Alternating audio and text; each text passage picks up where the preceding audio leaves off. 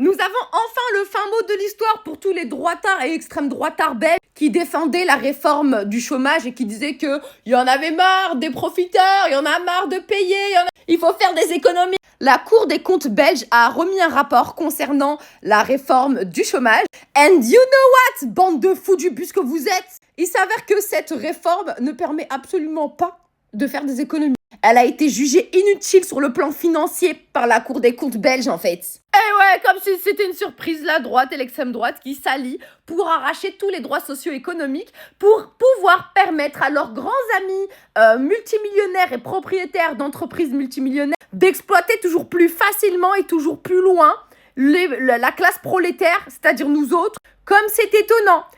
Personne s'y attendait. Et maintenant, on va juste se contenter de regarder ces 30 000, voire beaucoup plus personnes en Belgique qui vont se retrouver sans rien du jour au lendemain.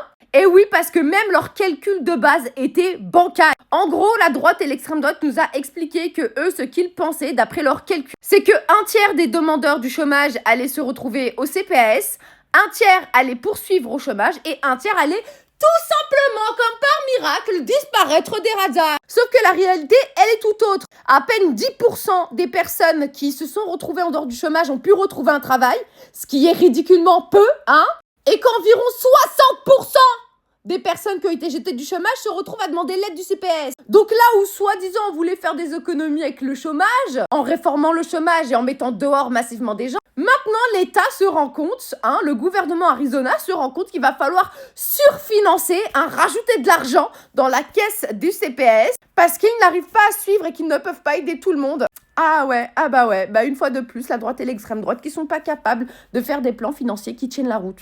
Ça étonne qui ?